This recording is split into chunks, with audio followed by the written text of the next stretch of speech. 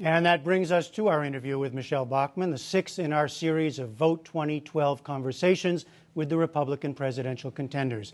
Representative Bachmann is a three-term Minnesota congresswoman and founder of the House Tea Party Caucus.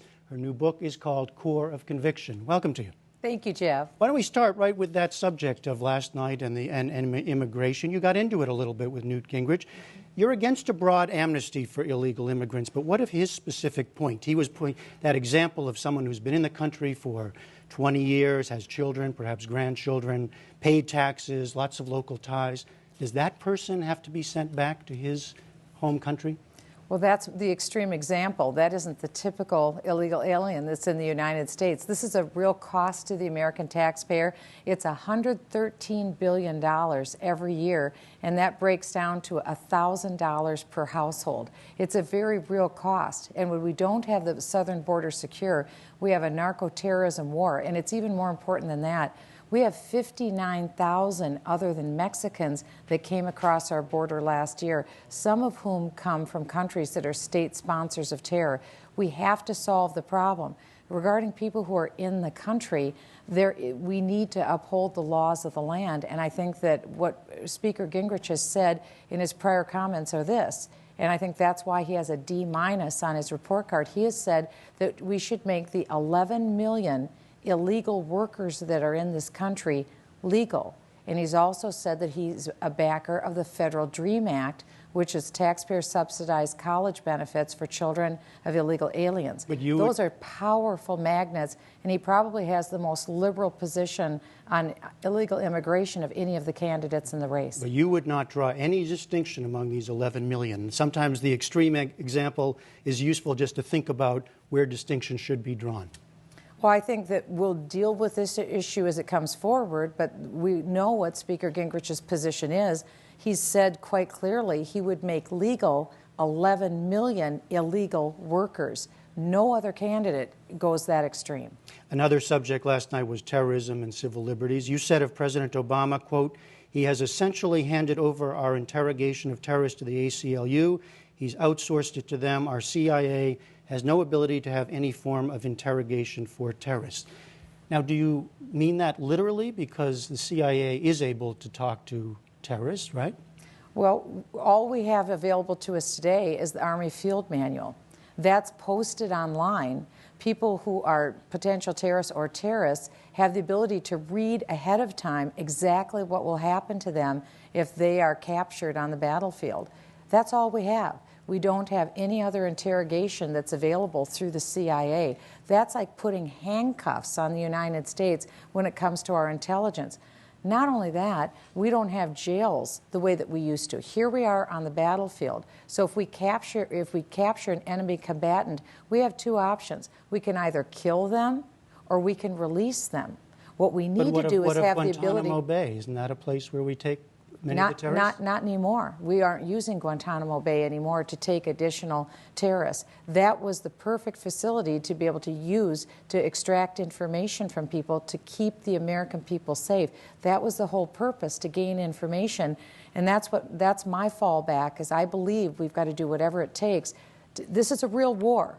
The terrorists see this as a real war. We have to be serious about our safety. If we haven't learned that from 9/11, I don't know when we'll learn that. Would you not give the president credit for, in some ways, giving the CIA more power than in the past through, for example, the drone attacks in Pakistan, including some that have killed Americans and that were heavily criticized by civil liberties groups like the ACLU? Well, remember, it was the president who wanted to prosecute our own CIA interrogators for doing their job, which is gaining information that would be useful to our military.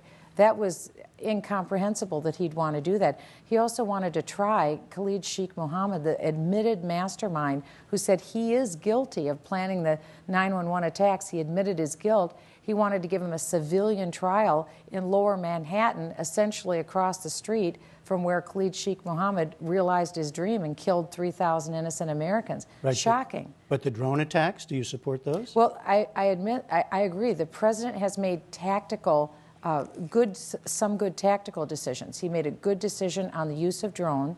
He's also made a good decision to take out bin Laden, and also Alaki, who was the chief recruiter of Major Hassan at the Fort Hood shooter. And I appreciate that, but he's made powerfully strategic blunders that will be felt for years into the future. That's the problem. Today, switching subjects here, today was the original deadline for the so-called super committee. Yeah. They did not reach a deal. You criticized the president for lack of leadership on that. What would President Bachmann have done to force a deal? Well, last summer, when we were looking at raising Congress's ability to borrow more money, I would have drawn a line in the sand, and I would have sat down with the 535 members of Congress, and I would have said, look, we're in a lot of trouble. What we need to do is pay the interest on the debt and let the ratings agencies know we will not default on our debt, but we're going to prioritize our spending now. We're not going to borrow any more money. We're going to prioritize. We're going to repair our entitlement programs now, not later, because the problem is now, and we're going to prioritize the spending. This is why we have to. I came into Congress 4.5 years ago. When I came in, the national debt was at $8.67 trillion. Today, the debt is $15 trillion. It took us 219 years to acquire $8.67 trillion and only 4.5 more years to get to $15 trillion. The super committee, all they had to do is pull back on it. We were going to have an estimated $8.5 trillion in debt. All they had to do is back off of $1.2 trillion of that increase in debt. We are looking at an economic collapse in our future if we don't get our debt problem under control. But with due respect, everybody comes in and says, I would sit down with all the members of Congress. But President Obama didn't do that. President Obama had no plan last summer to solve the debt. He was AWOL. With all due respect to the president, it was like, where's Waldo? He was missing in action last summer. He was out of the country in Asia when the super committee had to make their decision. He's failed to show up and exercise leadership. And he's blamed everyone. He's very good at that, but he's failed to exercise leadership. I'm very different. I would be engaged, I'd be involved, and I'd have a plan. You use some very strong language and rhetoric in your speeches, and now I've had a chance to go through your book, speeches, and in the book, very charged language sometimes. You're not the only one, but I want to talk about it with you. I think it could easily be said of the president as well. You have, but let me ask you. If I have him here, I'll ask him. You refer to gangster government. I'm just using some phrases. Bailout socialism. There's a line in here referring to the last election. You say, I didn't favor Hillary, of course, but I could see that she seemed less leftist revolutionary than Obama. Now, what I want to ask you about is a sort of values question about political and civil discourse. How do we talk to one another if we use that kind of language at a time when it seems people are so wary and upset about Washington politics? Well, because I think those statements are accurate. I use the term gangster government because President Barack Obama, through the Automobile Task Force, sent 3,400 pink slips to privately owned automobile dealerships and effectively said, you've lost your property rights in your dealership and you will no longer have your franchise within 30 days. That's shocking that in the United States of America, someone who owns a business is told by the federal government, you're out of business. That's a gangster action on the part of our government, and I called it for what it was. That's not the first action that the federal government has taken. It's only one of many. And I think Solyndra is probably the poster child of crony capitalism, where you have a president of the United States putting one of his chief fundraisers in the Department of Energy for the specific purpose of pointing out which of the loan applications belong to one of his political donors. Then literally hundreds of millions of dollars are given to that political donor's company in exchange for giving donations to the presidents. This is a huge scandal. And that is something that we can't have in this country. It's corruption. You're not going to the policies. You're suggesting by that kind of language the motive, actually, of the president. Well, it's corrupt. It's absolute corruption. You can't take money from the taxpayers out of the Treasury to give it to pay off your political donors. That's corruption to do that. Let me ask you before we leave. You have a viability question, I guess, hanging around you. You started with a lot of support. It went down in various polls. It's 4%, 5%, 6%. Why do you think you can still get the nomination, and how important is Iowa, a win in Iowa, for that? Well, I absolutely believe that we can win in Iowa. That's on January 3rd, and we've identified already more supporters than even Mike Huckabee had when he won on caucus night. Now our plan is to mobilize and get them out to caucus night.